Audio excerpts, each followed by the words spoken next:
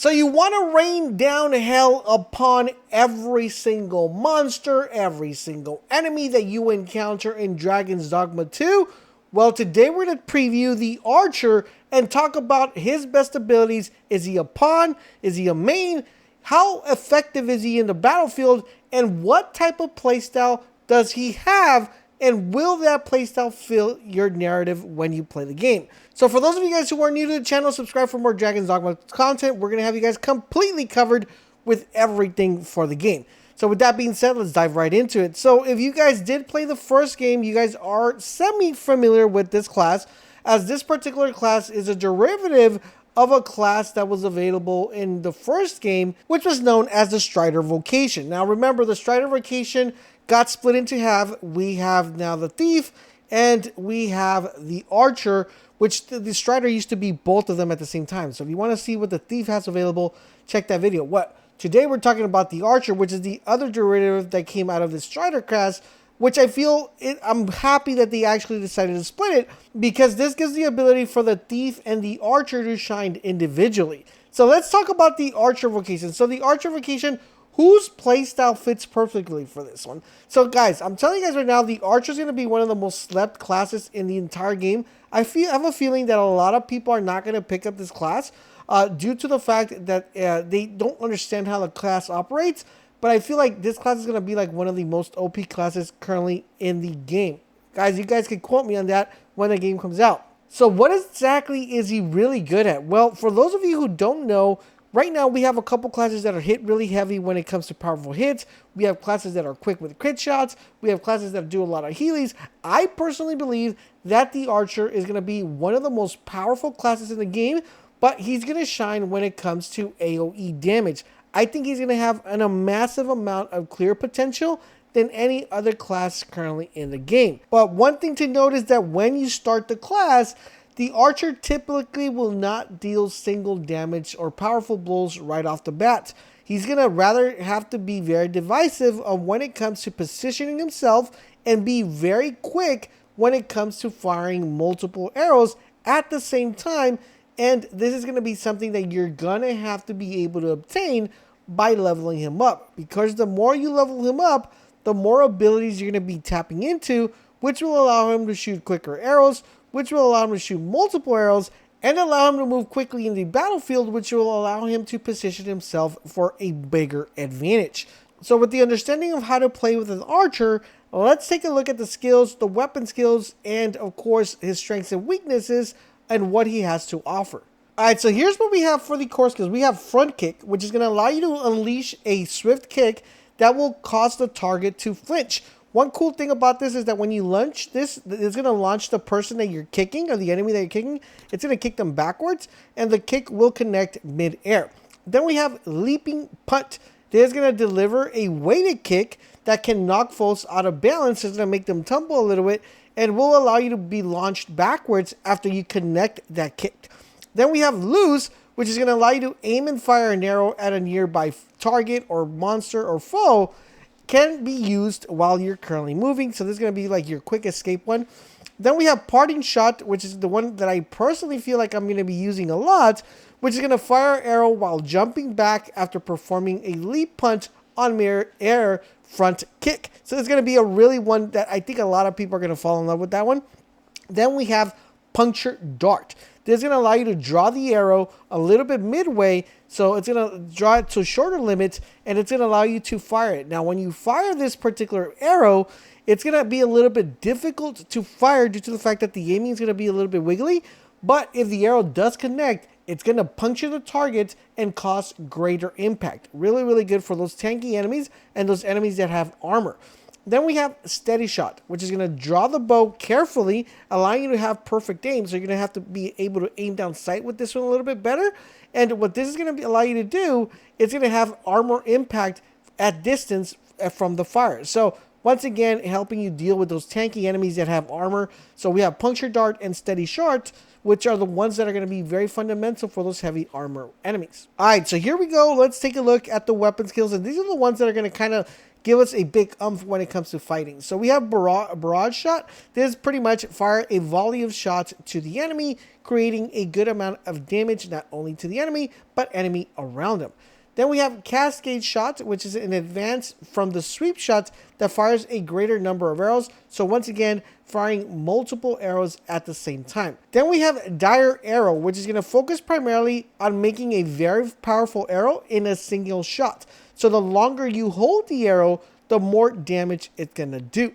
Then we have exploding shot, which pretty much, it is what it says. It's going to fire a loaded arrow that ties onto the person that you're shooting it, so it's going to stick to them, and then once the arrow has stuck to the enemy or monster, it will then burst after time and could easily not only kill the enemy, but if the enemy does not die, it will knock the target off balance, which will allow you to leap on there and hit them upside the head with your bow. Then we have keen sight, which is, I think, is one of the things that a lot of people use.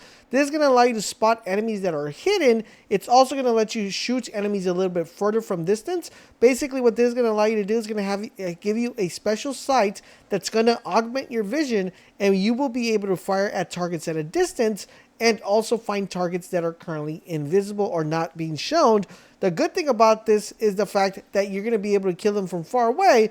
The bad thing is that this consumes stamina, so you want to be careful with this one. Then we have sweep shot. This is primarily going to allow you to shoot 2 to 3 arrows at once. Really cool. Then we have tearing shot. There's going to be an arrow that's going to be infused with tar, and that effect will make the target knock down and be able to go prone with a very slow recovery. So it's going to be one of those that you're going to use to climb on an enemy and also shoot him as well. Then we have torrent shot, which is going to allow you to fire multiple arrows at a rapid succession. The rate of fire will increase based on you landing this shot. So the more shots you land, the faster you'll be able to shoot your arrows. Really powerful, really OP. So with all that power comes great responsibility, and one of the responsibilities is knowing what's your strength and what is your weakness, what you're good at and what you're not good at, because that's going to determine if you're going to be an effective archer or you're going to be a dead archer. So one of the biggest strengths about the archer is his high mobility. He's going to be able to move around the battlefield and move around quickly. This is not only good for moving around, but also being able to knock enemies down and being able to stagger enemies and jump on top of them and do a lot of damage from a closer range. Once again, the best character when it comes to shooting from a distance, and one that you can fight from a distance and not get too overcome when you guys are, up close and personal. And I believe he's going to have really, really good crowd control, which leads me to my second strength, which the majority of his weapon skills and the majority of his skills are going to give him a massive amount of AoE effect and crowd control damage. Really, really powerful. Now, he does have a little bit of weakness, and that's, of course, not being tanky. If he gets hit, he's going to be dead. All right, he's going to get knocked out. He's going to get whoop, whoop, whoop, whoop, whoop. So you want to make sure that you keep your distance. It's going to be extremely important. Now, another thing that I did want to put as a negative is that he doesn't have the ability like he had in the first game, where he had a dagger to kind of, fight himself off if people were coming close. But he does have some core skills that will allow him to push the enemy back and do like a little kick here to be able to keep a distance. So I wanted to put it as a negative, but I do feel like the core skills are going to give him a little bit of benefit when it comes to that. Now the question becomes, is he a pawn or is he a main? So the archer vocation, I believe, would be an amazing choice if you already have a very good character that is very defensive, because what this is going to allow you to do, it's going to allow you to shoot from a distance. So if you decide to pick him, you would probably want to place a fighter as your pawn, and he's going to aggro all the damage, allowing you to keep your distance and be able to do as much damage as you possibly can. Now, if you decide to use him as a pawn, I think he's going to fit perfectly when it comes to mainly the fighter.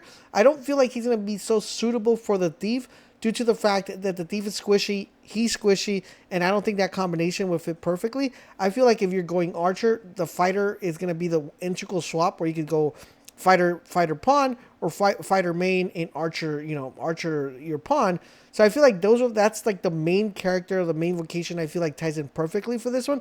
I don't feel like the other two are going to be there. So whether you decide to pick him, I think fighter's going to be a route. If you decide to main him, fighter's going to be a route. If you decide not to main him, and then you're going to want to make sure you have a fighter as your main, and have a a archer as your pawn. So really important to keep that in mind. Basically, if you're going to be running archer, you want to make sure that your pawns are very good when it comes to defensive stance and aggroing. Now remember guys, there is going to be another vocation you could go into when you pick up the archer by picking up a hybrid vocation, and this is where I think the archer will shine. We will have a video going over that hybrid vocation later, but I do want you guys to consider that this might be one of the reasons you might want to go archer for that hybrid vocation. In addition to that, do keep in mind that if you do start off with him, that you won't be able to do an advanced vocation unless he's a pawn. So you want to make sure you guys keep that in mind. Of course, I'll break down all these vocations for you guys so you guys know exactly what you're getting yourselves into. Speaking about that, guys, if you haven't seen the fighter vocation, if you haven't seen the mage vocation or the thief vocation, and you're still trying to figure out who should I main, make sure you guys check out these videos that are popping up right now on the screen so you guys can make a really good decision and know exactly who to main, who to dominate with in Dragon Dogma 2. I hope you guys are finding our content helpful, informative. If you are, do me a huge favor, guys. Drop a comment, drop a like. Most importantly, subscribe to the channel. Turn those notifications so you guys won't miss when our videos go live. Thank you guys for watching, and I'll catch you guys on the next one.